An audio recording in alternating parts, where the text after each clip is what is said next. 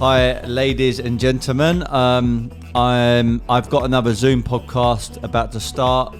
This is a guy I came across only recently, and as everybody knows, I'm the founder of a brand in Soho in London called Woodbury House. We predominantly represent an artist called Richard Hambleton, who is AKA the Godfather of Street Art, and me doing a bit of homework, me doing a bit of studying, me doing a bit of research. I've gone down this rabbit hole of like street culture, and I've come across a lot of legends.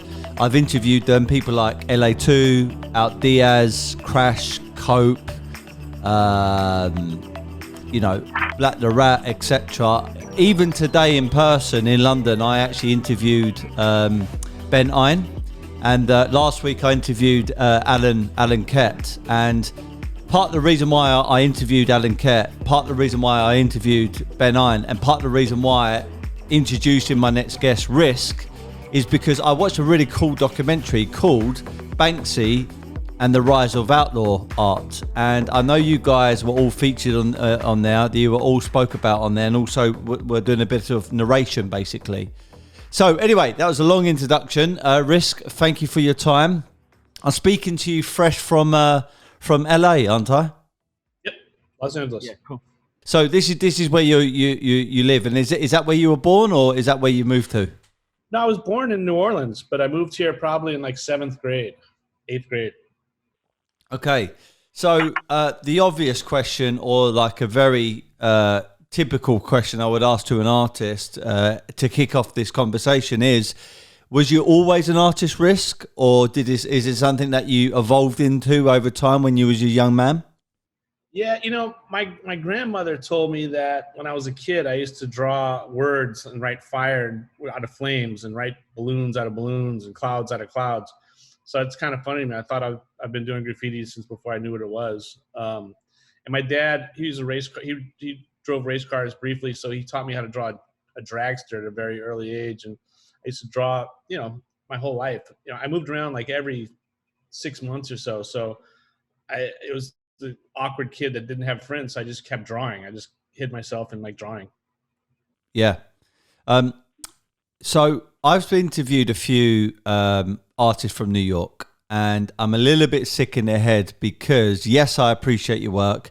Yes, I appreciate the market, and yes, I appreciate everybody that is contributing towards that market. But the thing I get kicks out of is I like listening to the stories, the controversial stories. Part of the reason why I was attracted to the Hamilton market and the lurking shadow figures is because they represented like New York when it was kind of, quite a sort of a dangerous place. It was quite controversial, quite checkered.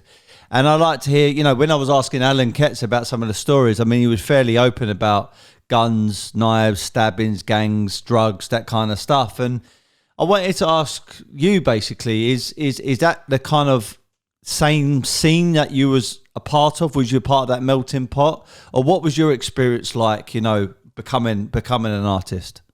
Well, being an artist in Los Angeles was a challenge because we didn't, when I was doing graffiti here, there was only maybe a handful of people doing it, and the rest are gangs. So we grew up in this whole gang culture in Los Angeles, and when you're in a different neighborhood writing and they don't recognize you, you're just become an enemy, and they shoot at you. I've been shot and stabbed and all that stuff. Yeah, I mean, the thing is, right? You say that so casually, like you're rubbing your head and you're like, you're grabbing your chin. And yeah, I've been stabbed, I've been shot. I mean, what the fuck? Like you've been literally shot and stabbed, and you're still here.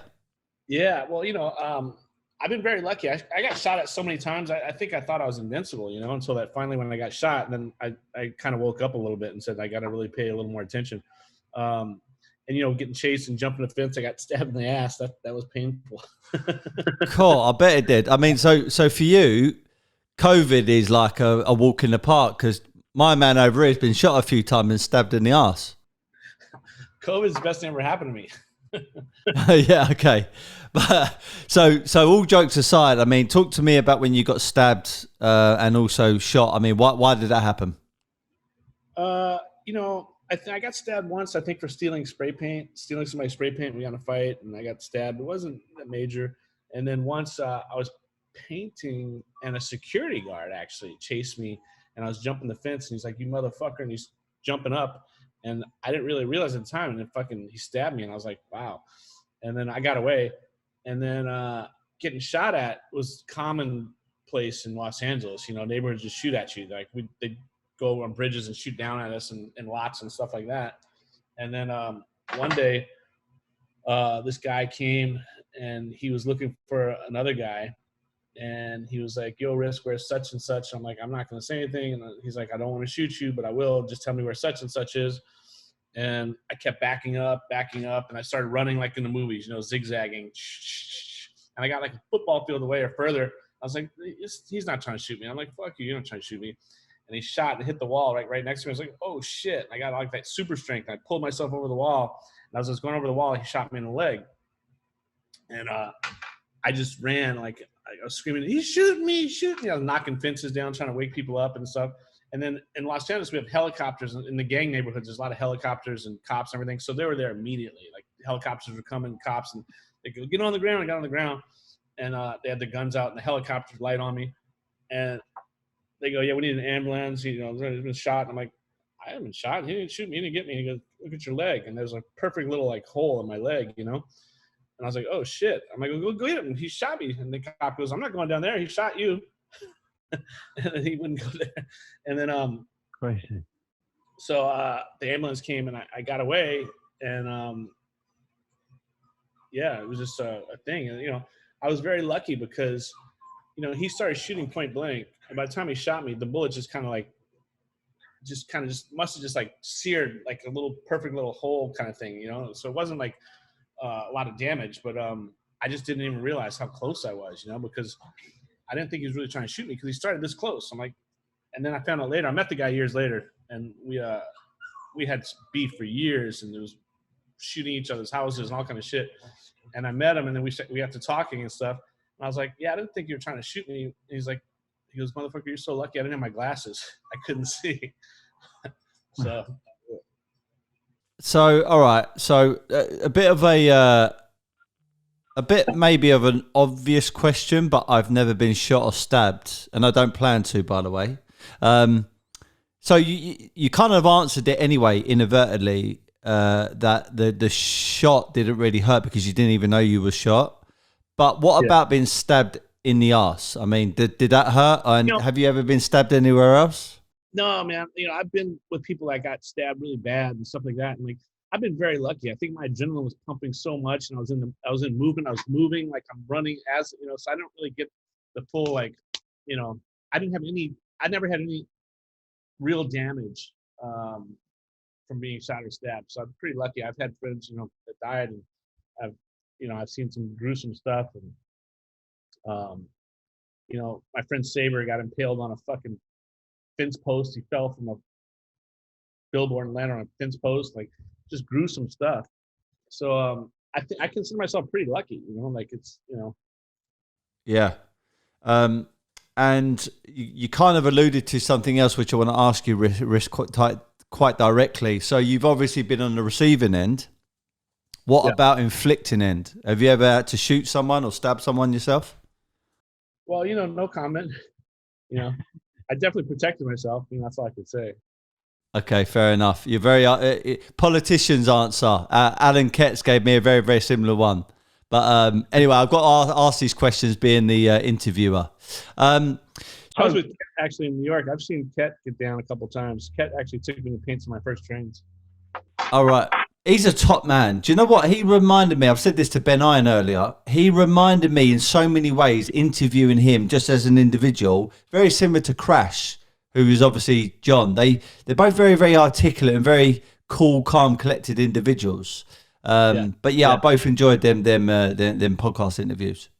So yeah, I know I just said, like, you know, the guns, the knives, the gangs and stuff, and the crime. I mean, do you become a bit sort of immune to it, almost like as an artist, like, because all of that stuff happens around you?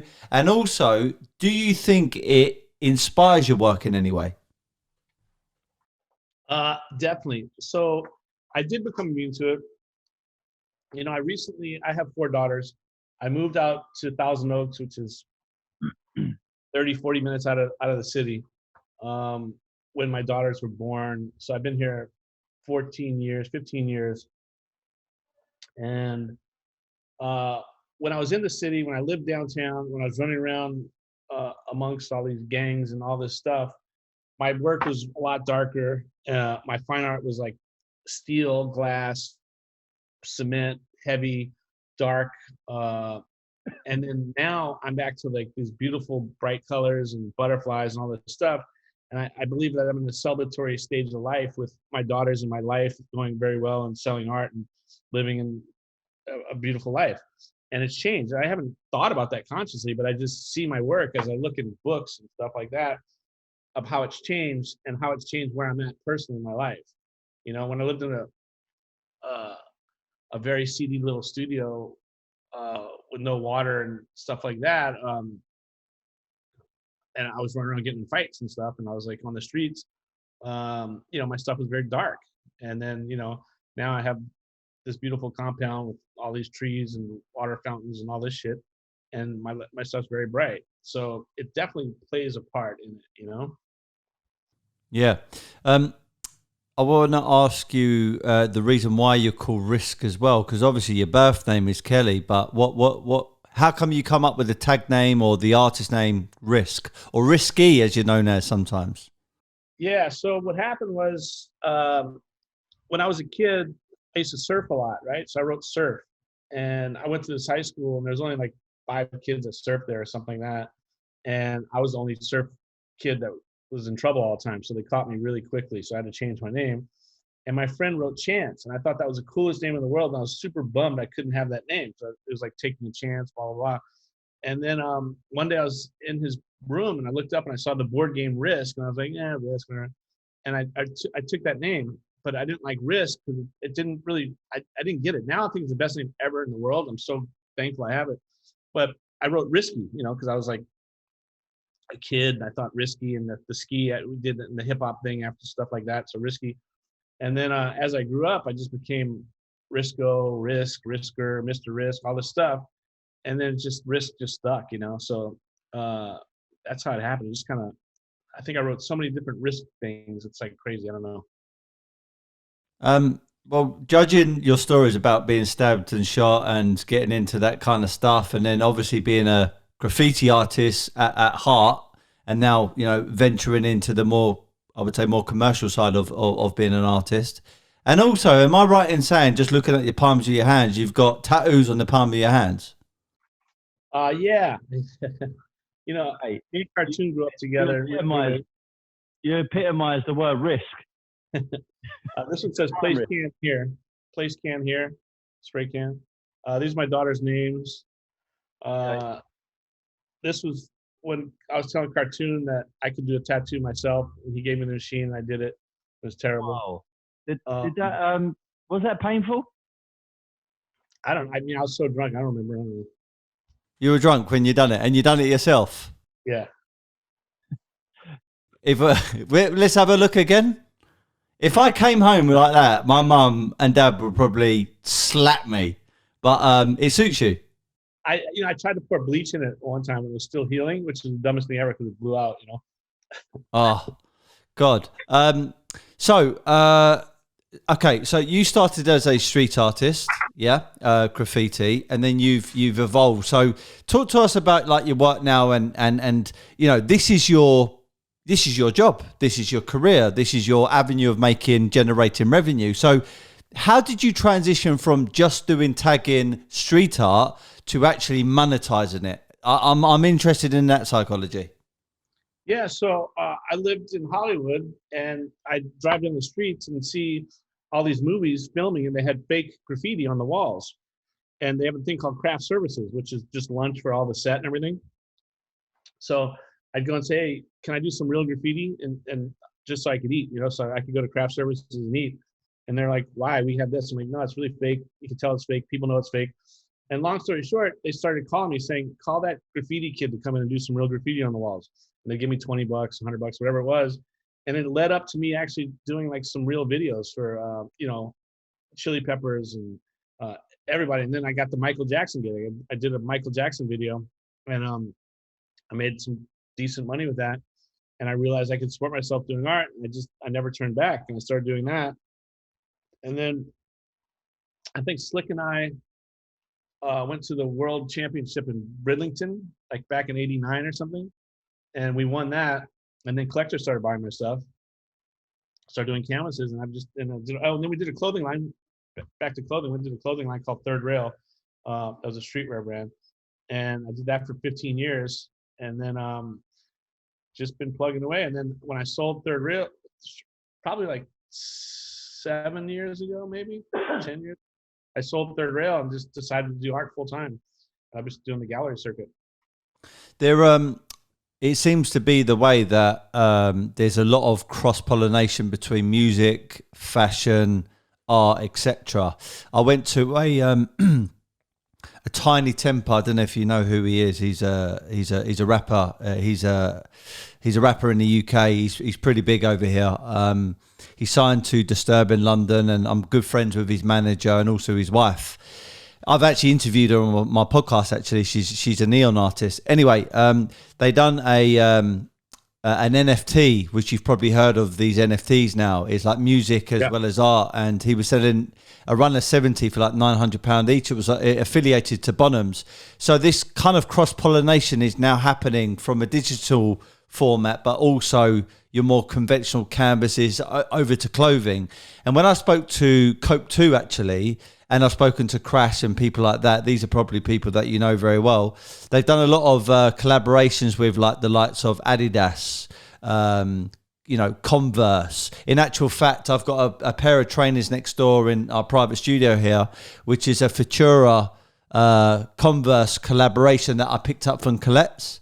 So is that like a goal for street artists to collaborate with fashion companies, or is it just natural progression? Do they just approach you because they see you as a different avenue of putting a product out there, but in a different way?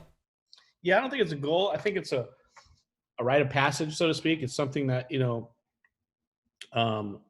it's a way to be celebrated by something that is a culture that we understand and we get excited about, because I think we'd probably be more excited about fashion brands than, I don't know, other things, whatever. So I think it's just natural. I think it just happens. I think it's something that you're proud of. Usually, it's something you want to do. Yeah.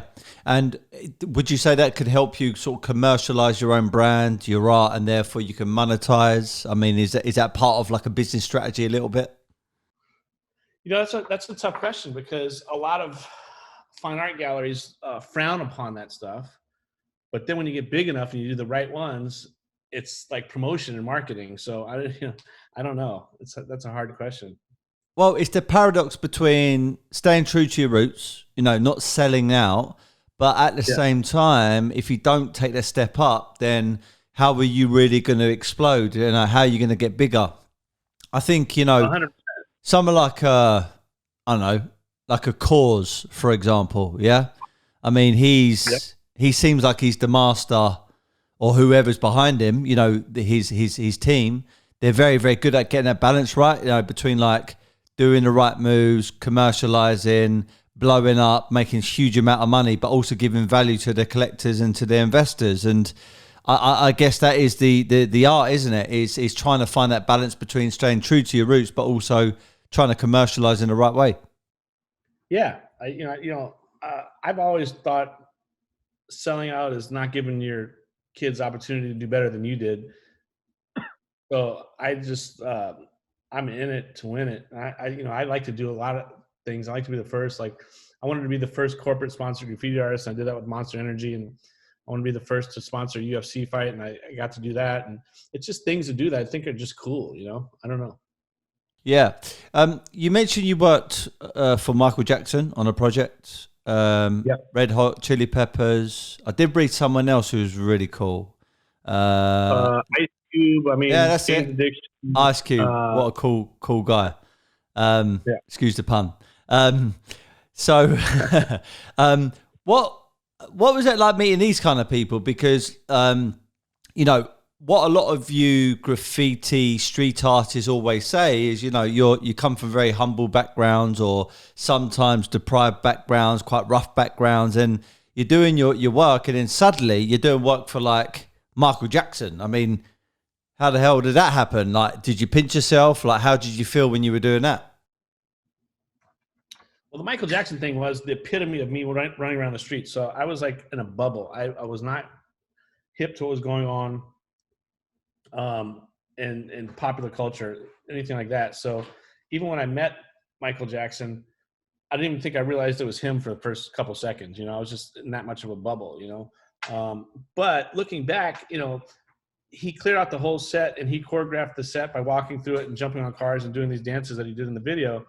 And I was a kid, I was kind of giggling in the bleachers up top, like, this guy's nuts, And then looking back, I was watching like a pure genius, because like he choreographed that whole thing. Like you imagine these things, like you imagine people like having teams of people choreographing, and you're gonna come over here and you're gonna do this, you're gonna spin around, you're gonna do this, and none of that happened. It was just him by himself for 15 minutes before they shot the video, and he did the whole thing, just set it up, And then it took him a day or two to shoot the video, but like he figured it out in 15 minutes what he's gonna do, and that was really cool. And as far as the other guys, like Chili Peppers or stuff like that, these are people that, I was from LA and Hollywood, and I went to high school with Dave Navarro, so we grew up together watching our careers flourish and whatever. And you have to understand, the bands and graffiti artists were very similar, because they're out there bombing with flyers and stuff, putting up their flyers for their bands, and we're out there tagging stuff. So you'd run into people and like, what are you doing? Like,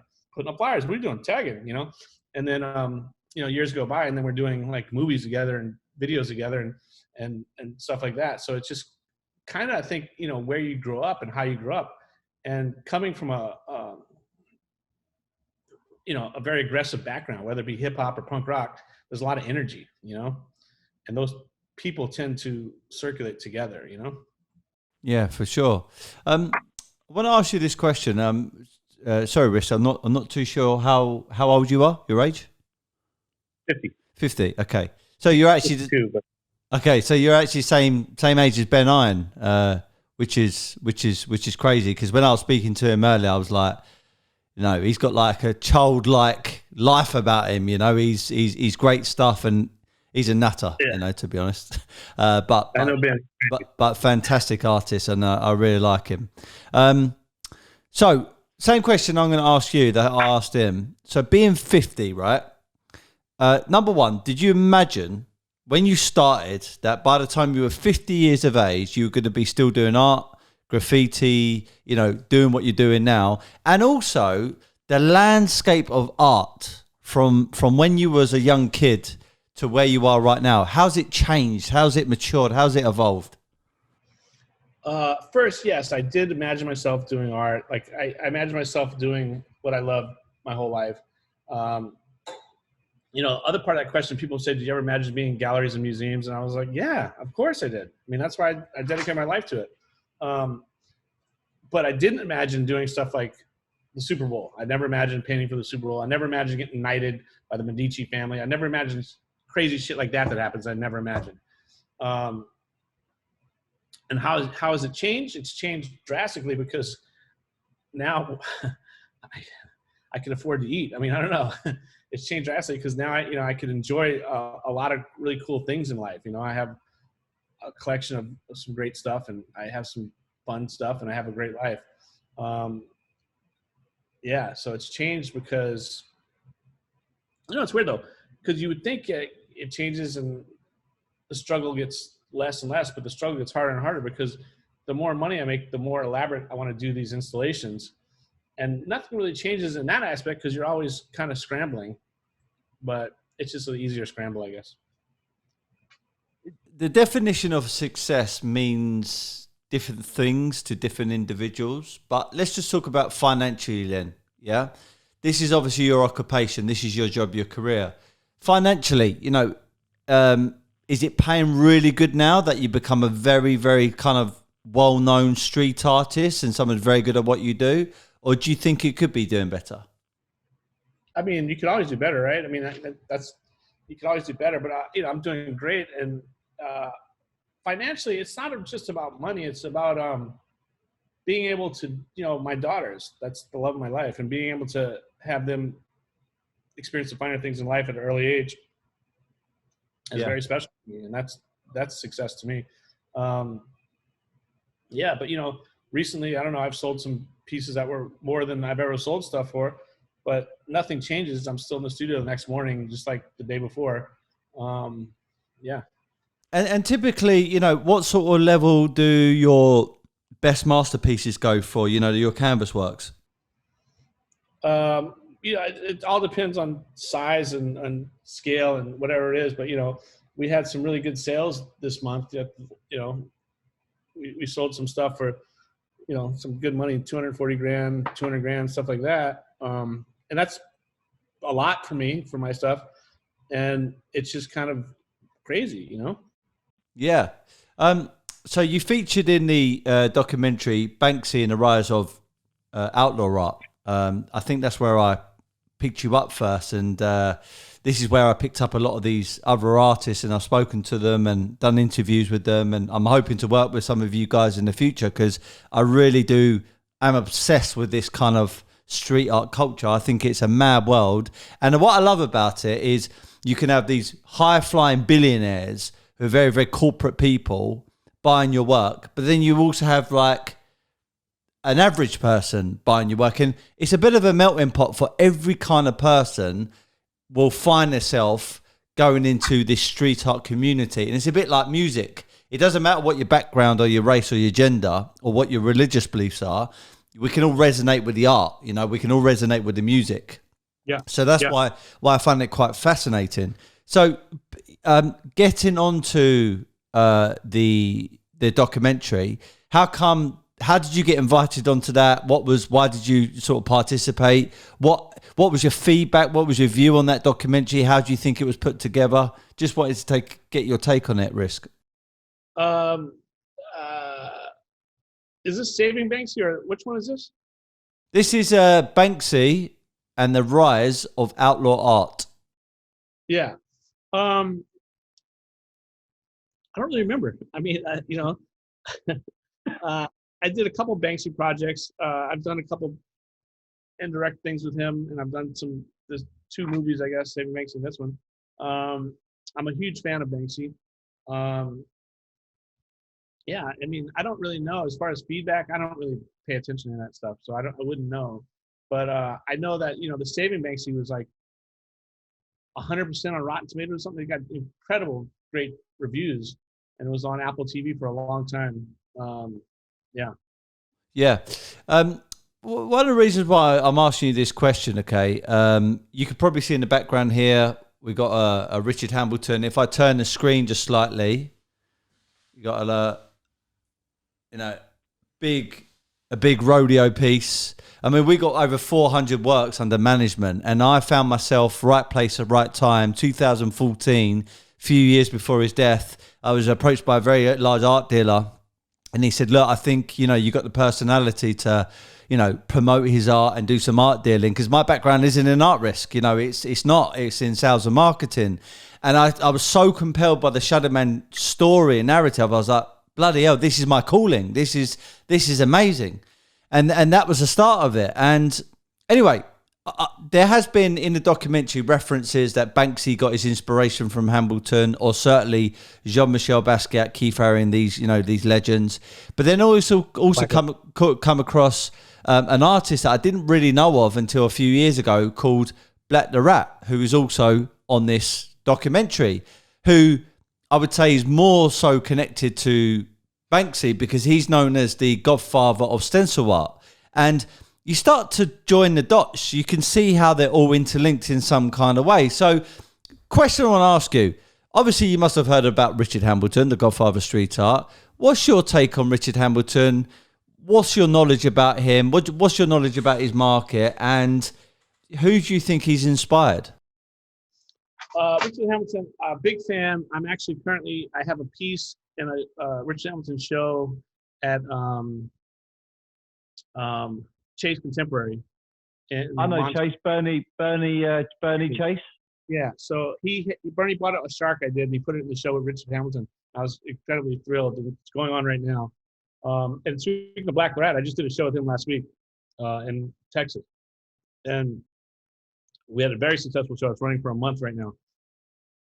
But as far as who he's inspired, I would say, it's a melting pot. Like I know that Banksy said that Black Rat was a huge influence, and every time he did something cool, he figured out that Black Rat did it 20 years earlier.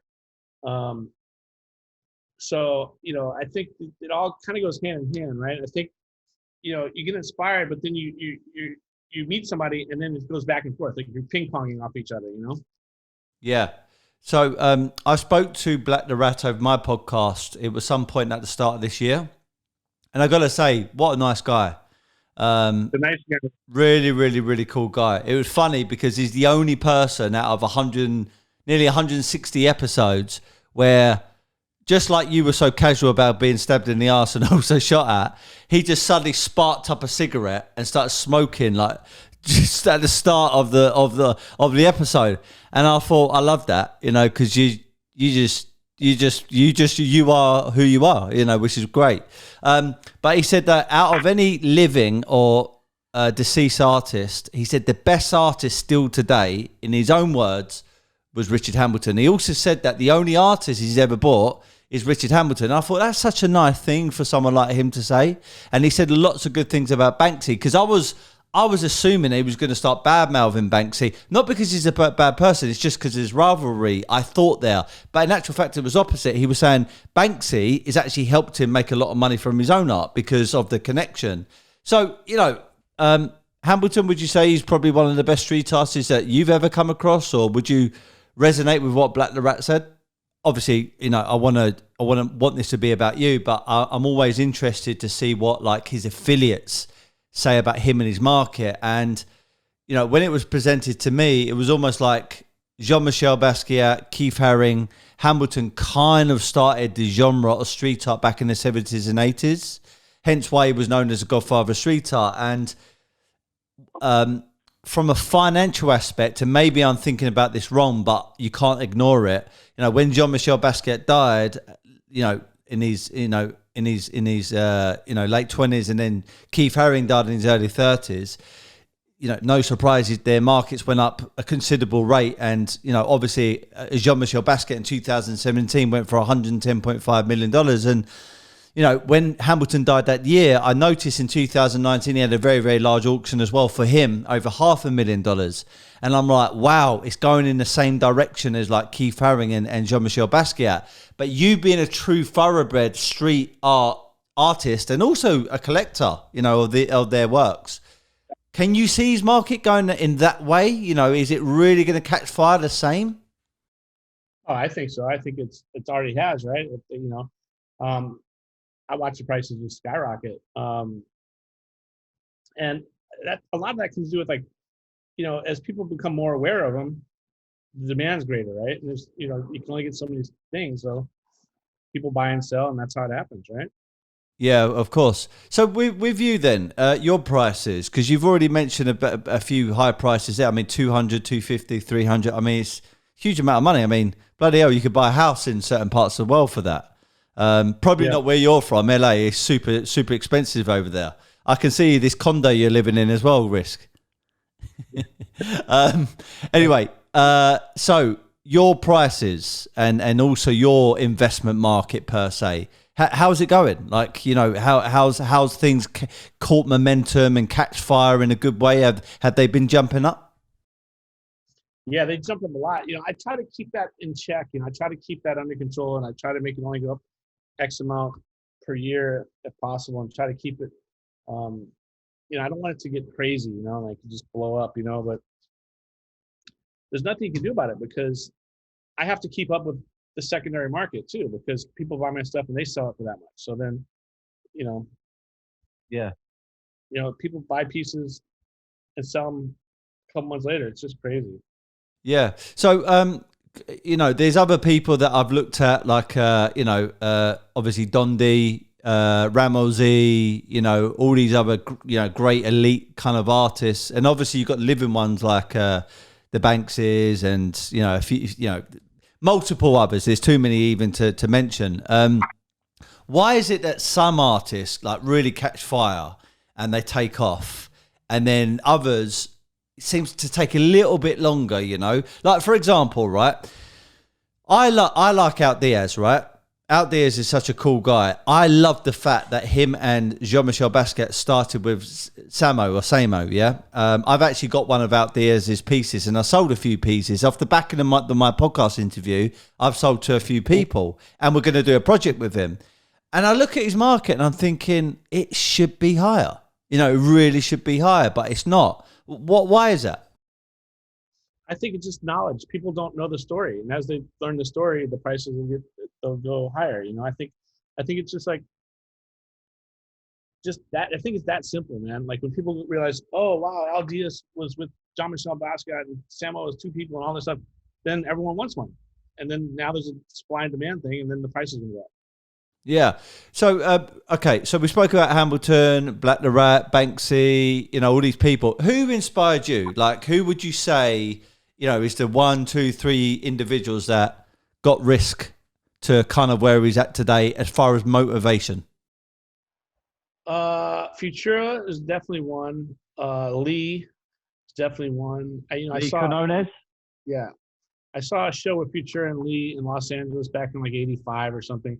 86 at the Tamara Bain Gallery, and I just thought it was so fucking cool. And then Crash. I remember Crash had a billboard on Sunset Boulevard. It was, I think it was a Playboy ad, and it said this month's interview with Crash, artist, something what it was. But I thought that was super cool. You know, all the top New York guys were a huge influence on me. And then later when I got into art, I started getting influenced by like a lot of local Los Angeles guys like Chaz Borke. I'm going to interview those guys, the California Locos, later today. I'm looking forward to that. But there's so many people that influence me. It's just like it's an endless list because every day you see something new, right? And my influences aren't just artists; they're like my kids, or whatever, you know, like the waves, the surfing, you know, that kind of stuff. Yeah. So, yeah.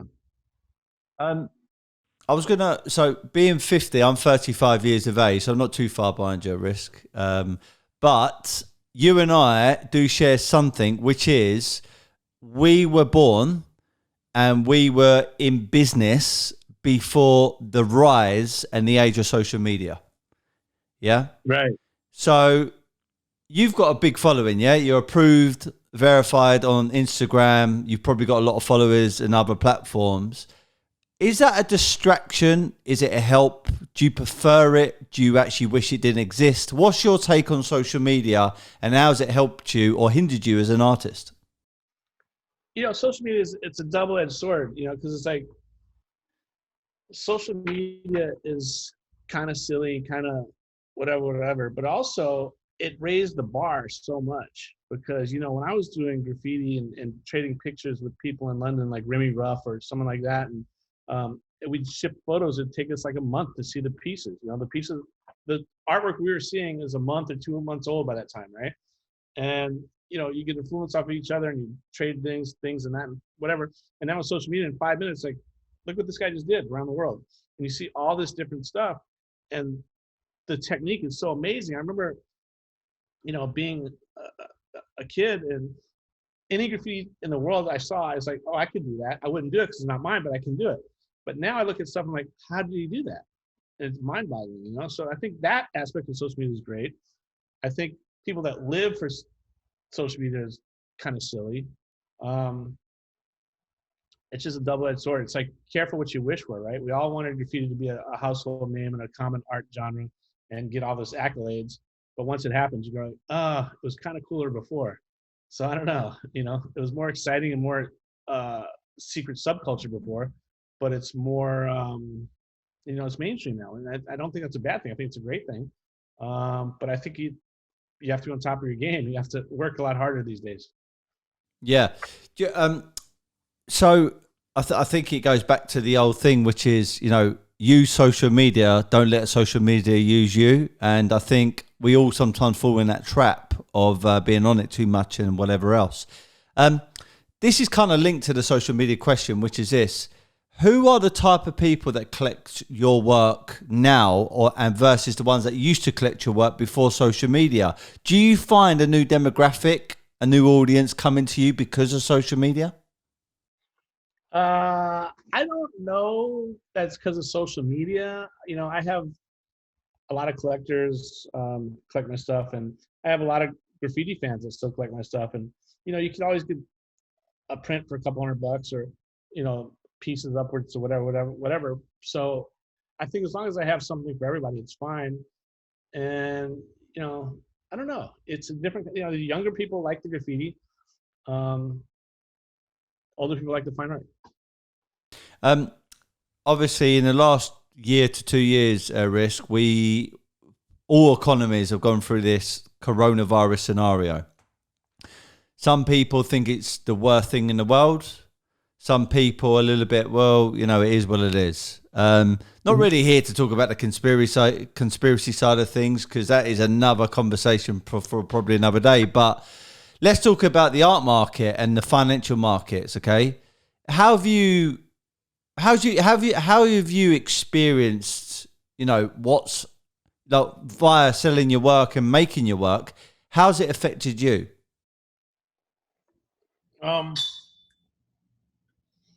You know, it's funny, you sell a piece for 120 grand, and then a month later someone sells it for 180, whatever.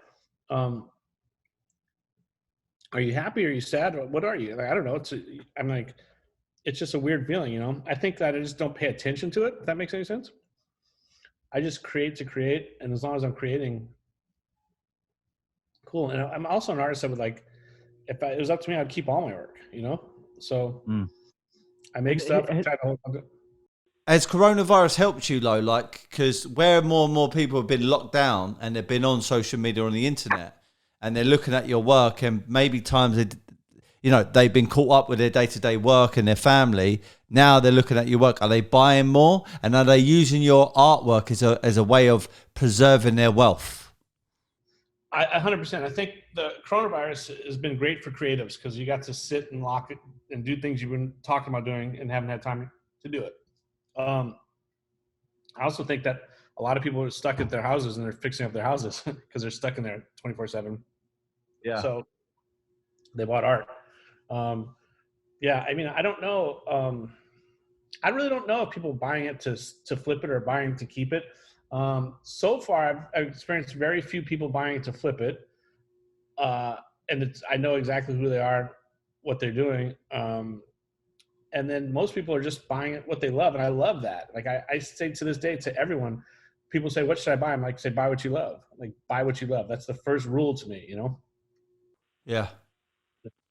And are you, I mean, it sounds like you're not, but do you ever, you said it's a bit of a weird feeling because you paint because you love to create and you like to have meaning and narrative behind your work, and people kind of should buy it for that. But we can't ignore the fact that people make, excuse my French, a shit ton of money from flipping, investing, collecting art. It's clear to see. I mean, I've just done I didn't have to, but I wanted to. I've done a Sotheby's art and finance course. It went over 6 weeks, and it was purely and simply about not the creative side of the stuff, but it's like the marketing and, what to look out for, the trends and, the different elements of the art market and how to make money from it. So, Sotheby's and, Christie's are doing these courses because that is a real side to art. And how does it make you feel seeing that? When you see like all these other artists make a huge amount of money, like in auctions, how does that make you feel? I mean, I'm happy for them. I think that, the more successful they are, the more successful I am,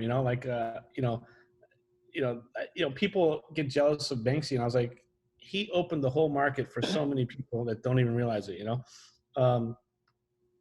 I just had a great auction success with Phillips, like last month, I think, this month.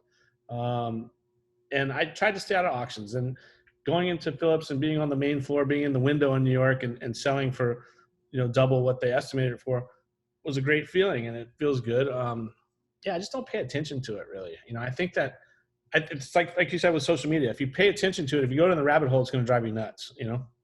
Yeah.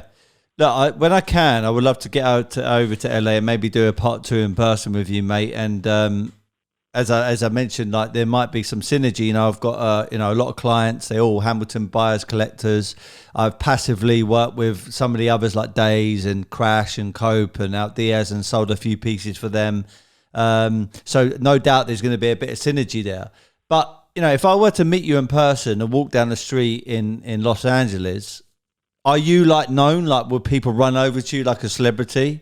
Or you kind of still like, you know, people in the right circles, people know you, but you wouldn't call yourself famous?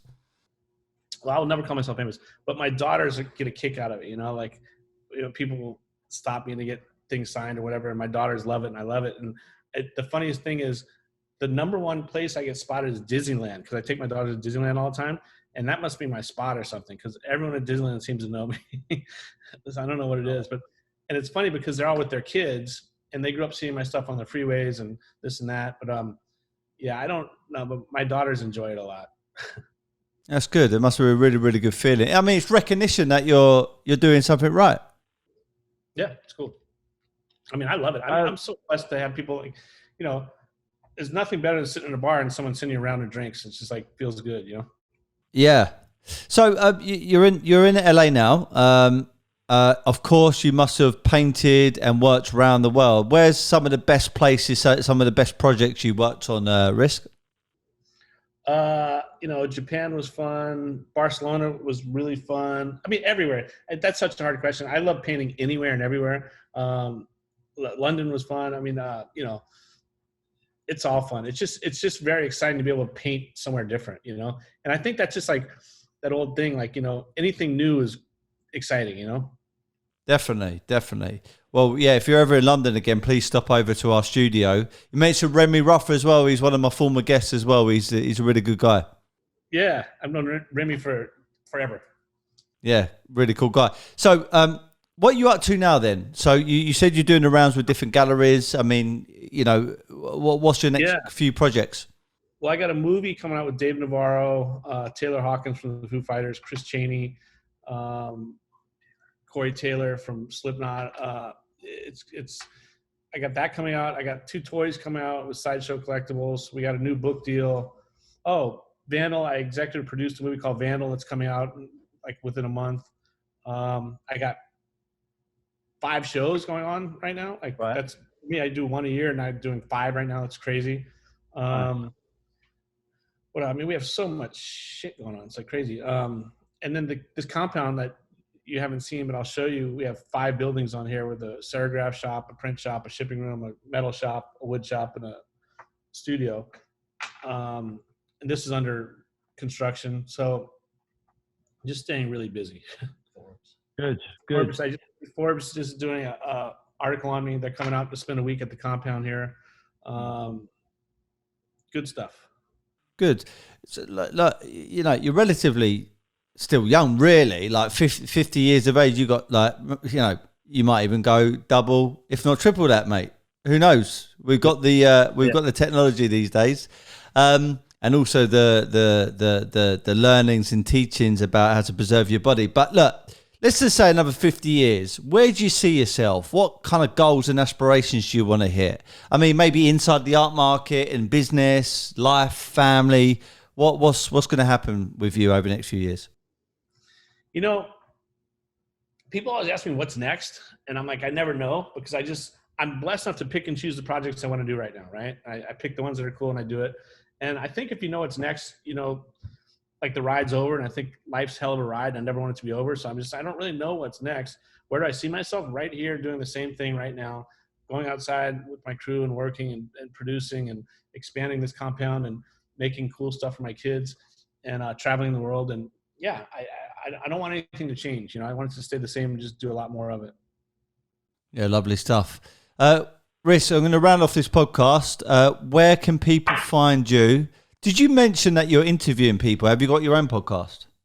Yeah, we do a thing called Happy Hour every Thursday night, 6 to 7. And they come out to the compound, and I interview people from, you know, Slapbox Chuck Liddell, or interview Travis Barker or Dave Navarro or whatever. We makeshift concerts. We've had Korn out here. We have everyone out here. But today I'm going to the LA Art Show, the LA Art Fair, and I'm interviewing the California locals. So that's going to be pretty exciting. Well, when I'm over there, maybe you can interview me, eh? I'd love to. It'd be great. A London celebrity. I'm only joking. I'm not big enough yet, but maybe in the future. That was rubbish. London sarcasm risk. Anyway, so they can listen to you on there. What about your profiles and everything else? I know you got a shop as well, haven't you? Yeah, Risk Rock on Instagram. It's Risk Rock. I think my Facebook is Risk Artist, and riskrock.com. I have a website, but Instagram I think is the best. It kind of links to everything, and you could go to the shop from there and stuff like that. And I think Instagram posts the most current stuff. Cool. All right, wicked. One last question, okay? My podcast started not really interviewing artists, but more like entrepreneurs and athletes. I've got a faint little black eye here. I box, I compete and stuff. In actual fact, tomorrow morning, I'm getting up at 5 o'clock in the morning to go sparring. And anyway, going through this like kind of bettering yourself kind of journey and trying to inspire any kind of young female or young male who's a little bit lost, who needs a little bit of guidance, a little bit of motivation. I'm hoping some of the people I'm interviewing is going to give that to them, whether they want to be an athlete, an entrepreneur, an artist, whoever, okay? And I come up with a bit of a saying a few years ago, and it goes like this: be happy, never content. Risk, if I were to ask you, what does be happy, never content, what does that mean to you?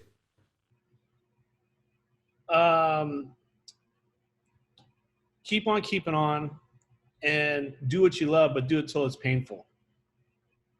Deepak Chopra, I read that book, 7 Spiritual Laws of Success. And I remember there's one thing in there and he goes, if you're looking at these 3 office desks or something like that, this one's way out of your price league. This one's out of your price league, but the one you really want, and this one's right in your price league. Get the one in the middle, always be struggling a little bit, right? So I kind of related to that. I constantly live beyond my means a little bit, only because it makes me hungry. I think it's so important to act in that way because, like you said, if you look, there's a couple of ways to look at it, but I think if you're just comfortable, got a lot of money in the bank, and you're not stretching yourself financially, then you're not gonna wake up. Yeah, what's the point? You're just going to die off or you're going to welcome problems. I think having them goals and stretching yourself and committing on certain things, I think that's the big word, commitment. Commit on something which is better for your life. I think that's going to, make you grow as an individual. So look, Risk, you've been a legend, you've been a gentleman, you've been, very insightful, you've been motivational. I definitely would love to come and hook up with you one time. If you're in London, definitely come over.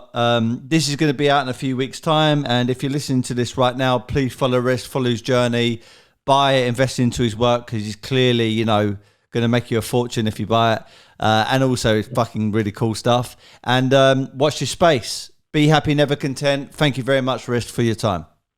Thank you, brother. Appreciate you. Thank you. Ciao. Bye-bye.